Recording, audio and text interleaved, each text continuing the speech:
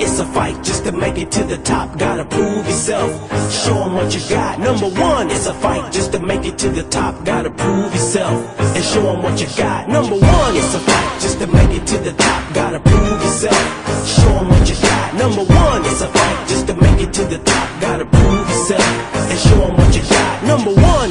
Welcome to Educators for Life, a winning world show with Shermanda. Coming to inspire, motivate, encourage, to shed light, and bring hope. We will share testimonies and share stories of people from around the world who have chosen to live triumphant lives on purpose, overcoming adversities. And now, a winning world show with Shermanda. Gotta prove yourself and show them what you got. Number one. 1 Samuel 30, 1 through 4, and 7 through 8. Now when David and his men came to Ziklag on the third day, the Amalekites had made a raid against Negab and against Ziklag. They had overcome Ziklag and burned it with fire and taken captive the women and all who were in it, both small and great. They killed no one, but carried them off and went their way. And when David and his men came to the city, they found it burned with fire, and their wives and sons and daughters taken captive. David and the people who were with him raised their voices and wept until they had no more strength to weep. And David said, Abiathar, the priest, the son of Ahimelech, bring me the ephod. So Abiathar brought the ephod to David, and David inquired of the Lord, shall I pursue after this band? Shall I overtake them? He answered him, pursue, for you shall surely overtake and shall surely rescue. Pursue is our word for the day. Pursue means the action of following or pursuing someone or something, chasing, stalking, tracking, trailing, shadowing. Here, in this passage of Scripture, the men had gone out and left the camp one way, only to return and find it not like they left it, but in ruins. David's wives had been captured with others. What happens when life happens and our hopes and dreams are seemingly captured or abruptly halted in an instant or overnight? By way of an accident almost 4 years ago where I was hit by a vehicle as a pedestrian, I left running out my door as always and excited about my business ventures, and it would turn out that I would return in a different way. I was making great money, living the life I wanted to live with my family, but life happened that day, and I left one way, returning another. I'd begin to have to give up things. My business would suffer. Our living would be downsized, downgraded because of finances. I'd give up and eventually be bedridden. And thoughts of, will I ever get back to that place I had been before, would cloud my mind. Though it took me time, I had a talk with God and encouraged myself that pursuit to win again was the only choice. And I, being who I am in Him and trusting my Father, would be here with you today in the pursuit, starting this radio show, A Winning World. You may be facing something where things have changed. It was unexpected, as oftentimes it is, and you don't know how you are going to get through it. I'm here to say that dream, that vision lives on inside of you, and you are to pray, listen, and receive instructions on how to create that path to pursue, be restored, and win. The greatest pursuit in our lives is that of the pursuit of our first love, Abba, Yahweh, Jehovah. If we pursue first the kingdom, all these things shall be added. If we set our pursuit in the right direction, we will always win. Great morning, beloveds. With love, hugs, and always fellowship, agape-filled kisses, I greet you and welcome you to another winning day of sharing a winning story to bring hope, encouragement, and inspiration to you. Our guest today has won been hit by challenges and loss, and has had to regroup to win in spite of the major test. He is a spiritual social scientist for the Exploratory Research Foundation. Without delay, let us welcome Dr. BJ Fletcher. Welcome. Thank you. How are you? I am excellent this morning. Blessed and highly favored. Feeling good. Feeling great. good. I know the weather here is wonderful. How is the weather where you are? The weather here is it's pretty nice. It's raining, but it's not raining hard. It's like sprinkling. It's like great overcast. It's like, to me, I kind of like these days when it's just a little gray overcast. It's not too cold. It's not too hot. It's just a nice day to get things done. Yes, it is. So where are you from, BJ? Well, I live in Tallahassee. I went to school in Tallahassee, but I'm actually from Georgia. Was born in a town called Jessup, Georgia. Grew up, spent a lot of time in Affluent County, Georgia. Then we moved to the Atlanta area, and I stayed in Decatur, Lithonia, Conyers, and that was through my formative years. So did a lot of moving around actually. Okay. So growing up, I tend to have to adjust, make new friends quite often. Not as much as I would think a military person would move around, but I moved around a lot. I think the longest I've stayed anywhere was in my college years. In high school, I came to Tallahassee in high school around the spring semester of 8th grade, graduated from high school, and then I left again. So it's been a lot. So I claim Tallahassee as my home because this is where I went to high school. This is where I graduated and got my diploma from, and where I'll be having my 20-year reunion at. So this is where I'll always be, Tallahassee, Florida. What was life growing up for you, outside of all the traveling? Were you a military family? Partially. Yes, we were a military family. My father joined the military. We moved around a lot, That portion of my life, I sometimes tend to forget. We stayed out in Washington State. So Tacoma, Washington, we stayed out west for a while. Moved back and forth. Then he got into the National Guard in Georgia, then moved to Florida. So yeah, I think he just retired maybe 3 years ago. So we were a military family. So besides moving around, man, I think the only familiar thing with me in moving around was always sports. That's where I always go back to, being able to make friends easily. When you go somewhere new, how you have to get somebody.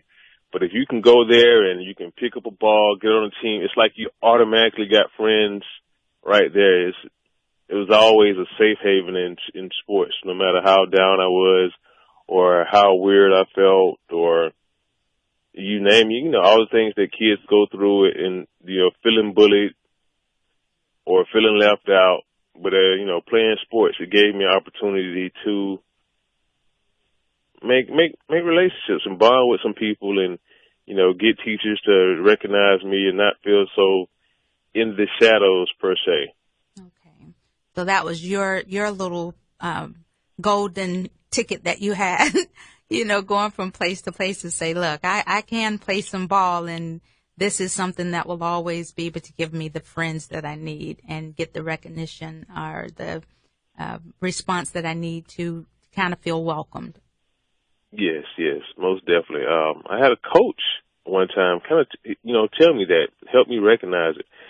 And he made me recognize it in myself. He said, hey, man, you're playing sports. He said, you're a little different from your friends, You see, y'all do some of these same things, but they're not playing sports. So people won't look at them the same, or they won't give them the same opportunities or chances that you may have because you play sports. What kind of sports were you playing? Man, I played basketball in middle school, football. I wrestled, Those were the three main sports. But, I played track. I don't think you played track. I ran track. So, yeah, I would try any and everything that was available. But I tend to dominate in, like I say, I won a state championship in wrestling. I played college football. I even fought professionally for a little while. So those were my main things. I love basketball. I thought I was going to be the basketball man. Growing up, I was like 6'2" in the 8th grade, so I was a grown man size. So I thought I was going to grow and be tall. And, I was a tall 6th grader and 7th grader, but I wasn't so tall of a 11th and 12th grader. 6'2" or 6 feet. It's pretty average size for a man. Wow. Okay. And then going, out of your high school years, to get this science degree and everything, can you talk about your college years and what you took up in school? Okay. So yes, when I went to undergrad, I did human performance and sports science at Tennessee State. So I was an athlete. I was in the sports, but I wanted to look deeper into the sport. So I started learning about, kinesiology and all the things on the physical level. But then we also talked about, the human science aspect of it, the mental portion of it, how sports can be a relief for the mind. So I know you've taken health classes. So I was a PE teacher, so we got a chance to teach health classes. So I looked into that. And then after that, I went to Fisk University and took up special ed because after I got finished playing college ball, I was working on trying to go pro, and that whole instant, it's a big mental challenge in that time when you're in between sports, going from college to the next level, whatever. So I took me a job working at a group home. And it was a group home for like people who were pretty much going to prison, the kids who were getting ready to go from school to prison. And so I started working with them, and this was pretty intense. I remember one year from January to March, the end of the year, I think it was end of the year is April, May. It was at least 5 kids from that school that I was teaching at that went to prison where that got arrested for murder. So this was a pretty intense group. They were real tough. Everybody was pretty much grown, and they had a whole lot of issues, or whatever. But I found that, if I took them, hey man, y'all come with me to the gym, we're gonna wrestle, we're gonna do some things, and just gave them that time to really play sports and, get rough and get some of that stuff out in a safe environment. It gave them the opportunity to, one, release all that energy and do all that thing, but it also gave them a sense of, I don't want to say pride, but sense of self-esteem, self-respect. They start feeling good about themselves.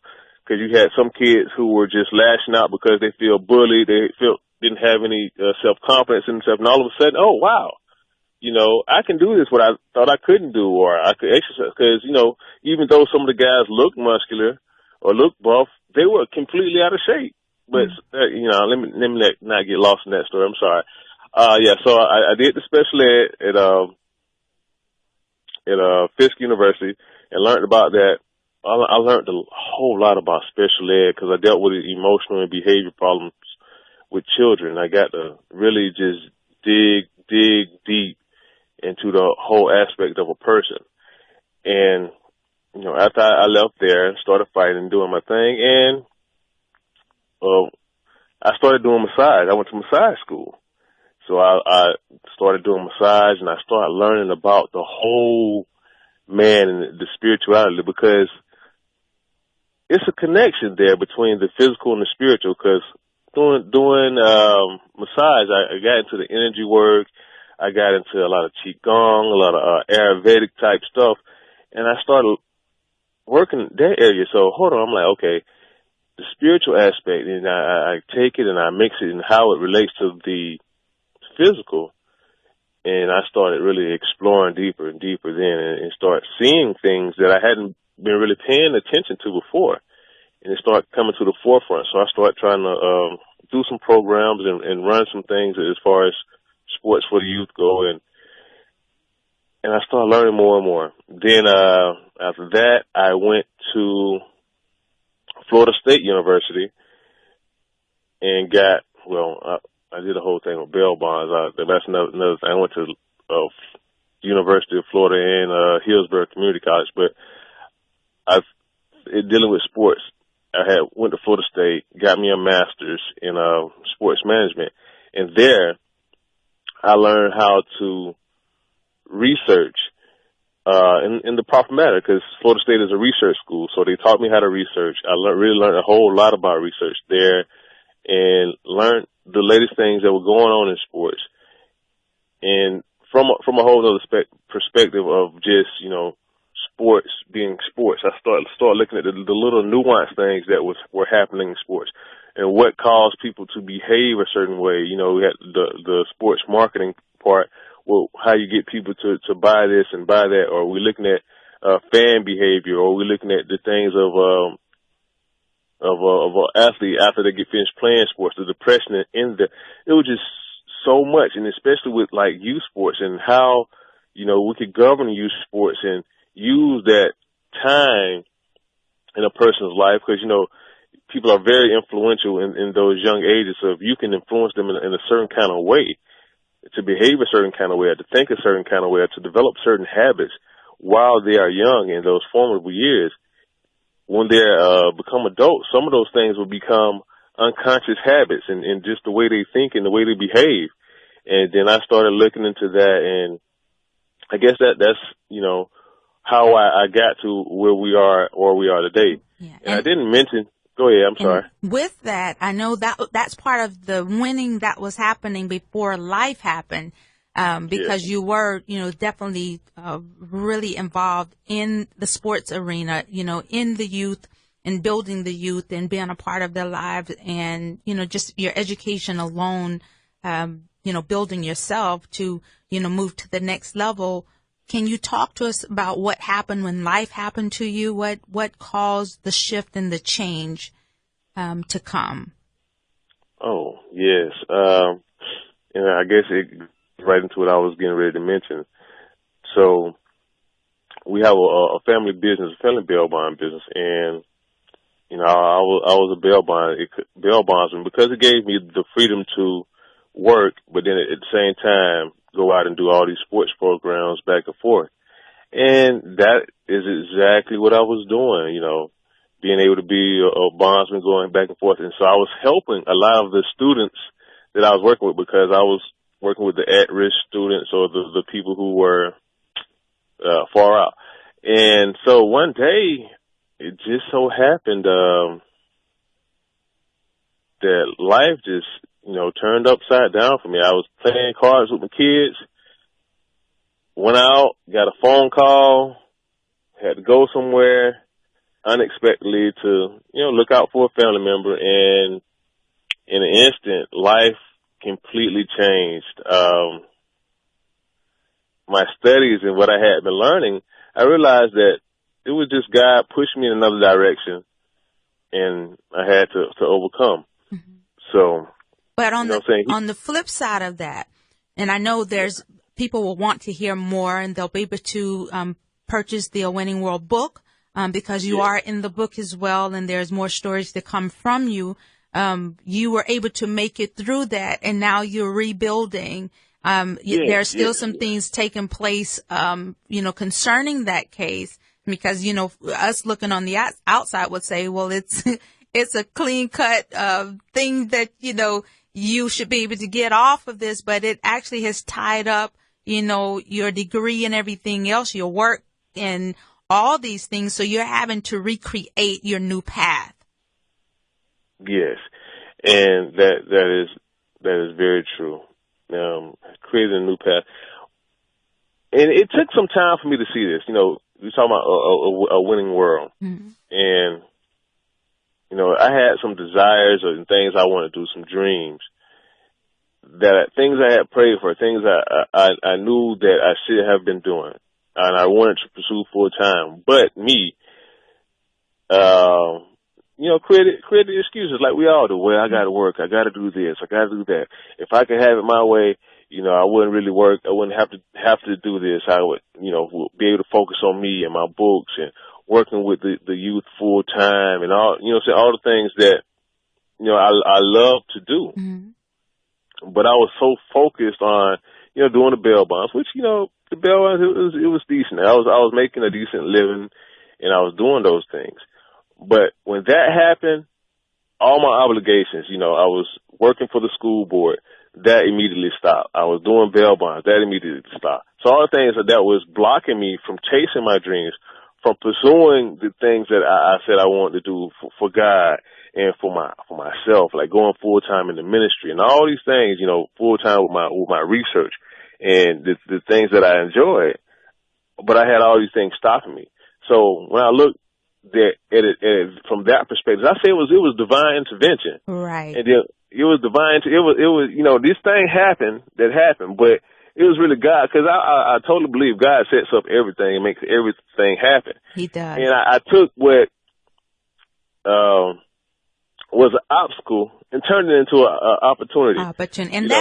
And that is because we don't have that much time in it. I'm sorry. No. This is great. But the beautiful thing is that you did turn it around, and now you're able to live the life that, you dreamed of. The beauty in living as a child of the King is that even the mistakes that we make are known and covered. God's love is so faithful and amazing towards us. He prepares a way out of every test and situation for his glory, and he's getting the glory out of it all. Psalms 139, for you formed my inward parts. You knitted me together in my mother's womb. I praise you, for I am fearfully and wonderfully made. Wonderful are your works. My soul knows it very well. My frame was not hidden from you when I was being made in secret, intricately woven in the depths of the earth. Your eyes saw my unformed substance. In your book were written, every one of them, the days that were formed for me, when as yet there was none of them.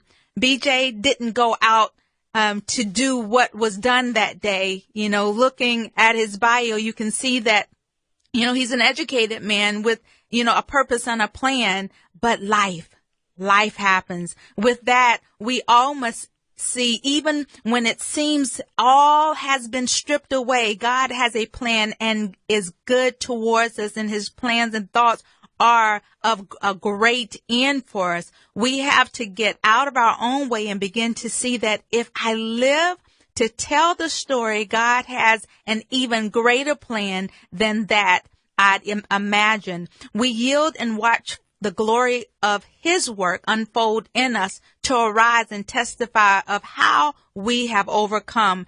Thank you, Dr. Fletcher. BJ, thank you for being with us. Thank you, listening audience. If you enjoy our show and want to continue hearing about these winning stories from people around the world, please contact Kingdom Action Church at 904-533-522 or email us at info@kingdomactionchurch.com.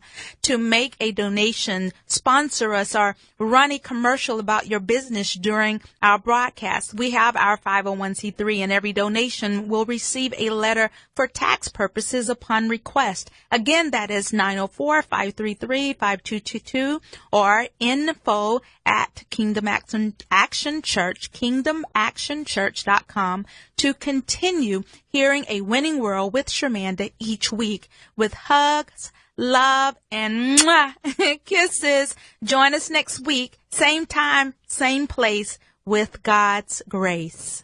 A Winning World with Shermanda is brought to you in part by EBS Security. Since 2002, EBS Security has provided security services to the Jacksonville area and surrounding counties. At EBS Security, their approach focuses on prevention. Headquartered in downtown Jacksonville, EBS Security protects you and your assets 24/7. 904-354-4242. Online at ebssecurity.com. If you enjoy our A Winning World show and want to continue hearing winning stories from people around the world who have chosen to win triumphantly after adversity, then please contact Kingdom Action Church at area code 904-533-5222. That's 533-5222. Or email us at info@kingdomactionchurch.com to make a donation, sponsor us, or run a commercial about your business during our broadcast. We have our 501c3, and every donation will receive a letter for tax purposes upon request. Again, our phone number is area code 904-533-5222. That's 533-5222. Or email us at info@kingdomactionchurch.com to continue hearing A Winning World with Shermanda every week. Thank you for your support of A Winning World. Thanks for joining A Winning World with Shermanda. Do you have a story or testimony and would like to be considered for an interview on the show? Connect on Facebook at A Winning World or Educators for Life, or visit Shermanda.com. Telephone 904-533-5222 or email connect@educators4life.com. Tune in next week for more winning stories on A Winning World with Shermanda. Number one.